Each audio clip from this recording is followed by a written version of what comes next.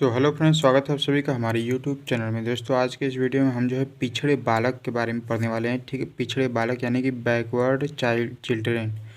ठीक है, इससे संबंधित जो है बहुत सारे प्रश्न आपके जो है बीएड के एग्ज़ाम में भी पूछे जाते हैं और टेट सीटेट वगैरह के एग्ज़ाम में जो है इससे रिलेटेड प्रश्न जो है पूछे जाते हैं। ठीक है, आप जब प्रीवियस ईयर के क्वेश्चन पेपर उठाकर देखेंगे तो इसमें जो है बहुत सारे प्रश्न पूछे गए हैं।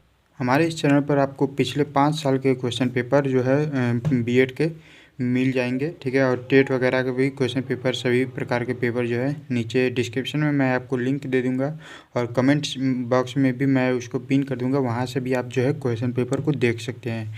ठीक है, तो चलिए जानते हैं सबसे पहले पिछड़े बालक होते क्या हैं, इनकी परिभाषा। ठीक है, पिछड़े बालक की परिभाषा देखिए जो है कई वैज्ञानिकों ने अपने अपने अलग अलग तरीके से दिया है। ठीक है, तो यहाँ हम जो मेन 3 वैज्ञानिक हैं उनके जो बारे में जो है जान लेते हैं कि उन्होंने जो है पिछड़े बालक की परिभाषा किस प्रकार से दी हुई है। ठीक है, तो सबसे पहले जो है मनोवैज्ञानिक है बर्ट। ठीक है, बर्ट जो है बहुत ही फेमस मनोवैज्ञानिक है। इन्होंने पिछड़े बालक के बारे में देखिए क्या परिभाषा बताया हुआ है कि पिछड़ा हुआ बालक वह है जो स्कूल के जीवन के मध्य अपनी आयु स्तर की कक्षा से एक नीचे की कक्षा का कार्य करने में असमर्थ हो। ठीक है, यानी कि कोई भी बालक अगर अपनी नीचे से कक्षा वाली कार्य को करने में असमर्थ है तो वह जो है पिछड़ा बालक होगा। इसको आप देखिए इस प्रकार से समझ सकते हैं कि मान लीजिए कोई बालक है जो कि क्लास 4 में पढ़ रहा है। ठीक है, कक्षा 4 में पढ़ रहा है। अगर वो तीसरी क्लास का जो कार्य है, गणित या विज्ञान कुछ भी है, तो वह अगर तीसरी कक्षा का कार्य नहीं कर पा रहा है तो वह जो है पिछड़ा बालक की श्रेणी में आएगा। ठीक है, अगर 5 में पढ़ रहा है तो चौथी कक्षा का कार्य अगर नहीं कर पा रहा है तो वह जो है पिछड़े बालक की श्रेणी में आएगा। ठीक है, ये तो बर्ट ने बताया है। ठीक है, अब जान लेते हैं कि बर्टन हॉल ने क्या कहा है पिछड़े बालक के बारे में। ठीक है, तो बर्टन हॉल के अनुसार क्या परिभाषा है। बर्टन हॉल ने बताया है कि सामान्यतः पिछड़ेपन का प्रयोग उन बालकों के लिए होता है जिनकी शैक्षणिक उपलब्धि उनकी स्वाभाविक योग्यता के स्तर से कम हो। ठीक है, इसको देखिए परिभाषा द्वारा इस परिभाषा को जो है इस प्रकार समझ सकते हैं कि मान लीजिए कोई बच्चा है, इसी उदाहरण को हम लेते हैं कि कोई बच्चा है जो कि क्लास 4 में पढ़ रहा है। ठीक है, वह जो है बड़ा है लेकिन अपने छोटे वाले एक छोटा सा काम भी नहीं कर पाता है। ठीक है, मतलब कि अपनी उम्र के हिसाब से छोटा सा काम भी नहीं कर पाता है तो वह जो है पिछड़े बालक की श्रेणी में आएगा। अगले हमारे मनोवैज्ञानिक है, देखिए सोनल। ठीक है, ये भी बहुत ही फेमस वैज्ञानिक है। ठीक है, मनोवैज्ञानिक सोनल के अनुसार जो है पिछड़ा हुआ बालक वह है जो अपनी आयु के अन्य बालकों की तुलना में अत्यधिक शैक्षणिक दुर्बलता का परिचय देता हो। ठीक है, इसको देखिए, इसको भी एग्जाम्पल द्वारा इस प्रकार समझ सकते हैं कि मान लीजिए कोई 3-4 बच्चे हैं जो कि क्लास 4 के हैं। ठीक है, तो उनसे जो है कुछ प्रश्न पूछा जाए जिसमें कि 3 बच्चे जो है जवाब देते हैं।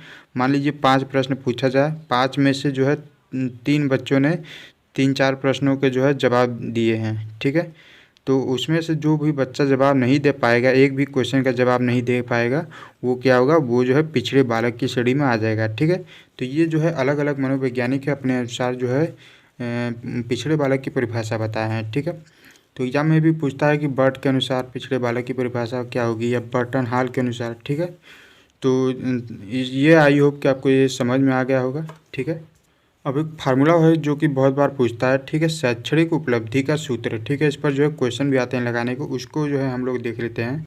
तो शैक्षणिक उपलब्धि का देखिए जो सूत्र है वो है EQ बराबर EA अपान स्मॉल EA इंटू 100। ठीक है, जहाँ EQ क्या है, शैक्षणिक उपलब्धि यानी कि एजुकेशनल क्वेश्चन, और ये कैपिटल ये क्या है, शैक्षणिक आयु यानी कि एजुकेशनल एज, है ना। और इस स्मॉल EA क्या है, क्रमानुसार या वास्तविक आयु। ठीक है, क्रोनोलॉजिकल एज। ठीक है, ये CA है, सॉरी ये E नहीं है, ये C है। ठीक है, CA है ना, ये CA है। ठीक है, तो आप लोगों को देखिए शैक्षणिक आयु का मान दे देगा। ठीक है, और क्रमानुसार या वास्तविक आयु का मान दे देगा और उसका पूछेगा कि शैक्षणिक उपलब्धि क्या होगी। ठीक है, तो इस प्रकार से जो है आप लोग लगा लेंगे। ठीक है, इस फार्मूले को आप लोग ज़रूर याद कर लेंगे, ये फार्मूला जो है बहुत ही इंपॉर्टेंट है। ठीक है, अभी देखिए हमने पिछड़ेपन के बारे में पढ़ा, पिछड़े बालक के बारे में। ठीक है, अब पिछड़े बालक क्यों पिछड़ जाते हैं, पिछड़ेपन का कारण क्या होता है, इसके बारे में भी हम लोग जान लेते हैं, क्योंकि पिछड़ेपन के बारे में अगर पूछता है तो उसका कारण भी पूछ देता है। ठीक है, लॉन्ग में। पिछड़ेपन के देखिए जो निम्न कारण हैं, बहुत ज़्यादा जो मेन कारण हैं वो हमने जो है यहाँ पर लिख दिए हैं। देखिए शारीरिक कारण यानी कि शरीर में कोई कमी हो, ठीक है।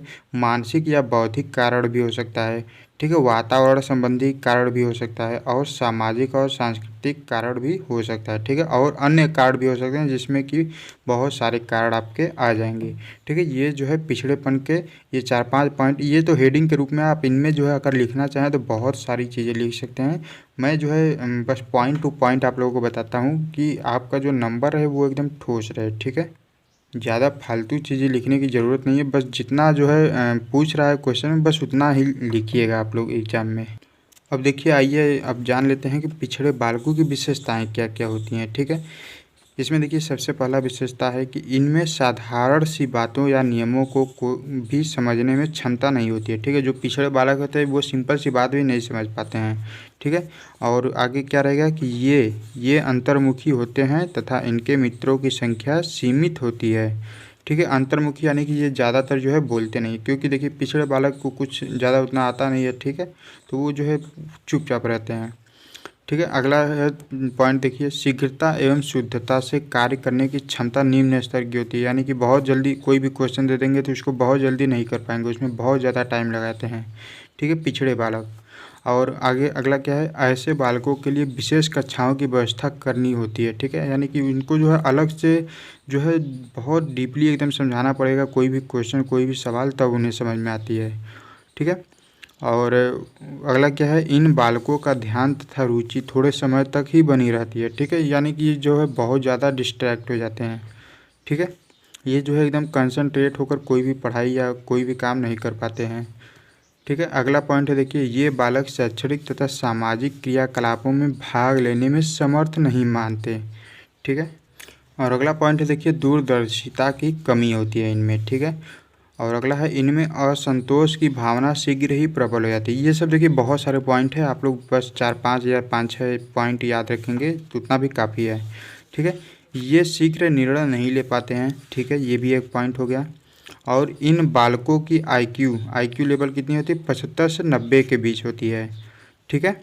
75 से 90 के बीच होती है। और ये निराशावादी होते हैं, ठीक है, ये निराश बहुत जल्दी हो जाते हैं किसी भी काम को लेकर, ठीक है।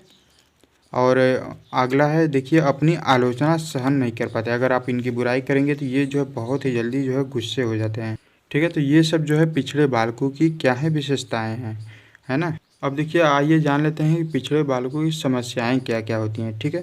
पिछड़े बालकों में ज़्यादा समस्याएं जो है नहीं होती हैं, उनकी बस मेन समस्या होती हैं, 3 ही समस्या होती है, ठीक है। पिछड़े बालकों की समस्याएं कितनी होती है, 3 समस्याएं मेन होती हैं, ठीक है। सामाजिक समस्याएं, संवेगात्मक समस्याएं या स्कूल संबंधी समस्याएं, ठीक है। यही जो है मेन समस्याएं होती है। ये सब जो है आप लोग अपनी कॉपी में जो है नोटबुक में लिख लीजिएगा, ठीक है। ये सब क्वेश्चन जो है बहुत ही ज़्यादा इंपॉर्टेंट होते हैं, टेट सीटेट वगैरह में भी इससे जो है क्वेश्चन पूछे जाते हैं, ठीक है। और आपके बीएड कर रहे हो या फिर बीटीसी कर रहे हो, डीएलएड में भी इससे रिलेटेड क्वेश्चन जो है पूछे जाते हैं, ठीक है। तो फ्रेंड्स ये थी जो है पिछड़े बालकों के बारे में। सो आई होप कि आपको ये वीडियो पसंद आएगा। फ्रेंड्स अगर ये वीडियो पसंद आए तो प्लीज़ वीडियो को लाइक कीजिएगा, अपने फ्रेंड के साथ शेयर कीजिएगा। और अगर चैनल पर पहली बार आए तो चैनल को सब्सक्राइब करके बेल आइकन को प्रेस कर लीजिए, ऐसे एजुकेशनल वीडियो आपको मिलती रहेंगी, ठीक है। बीएड के सभी प्रकार के नोट्स, फाइल वगैरह सब कुछ जो है हमारे इस चैनल पर मिल जाएंगे, आप जो है चैनल से जुड़ जाइए।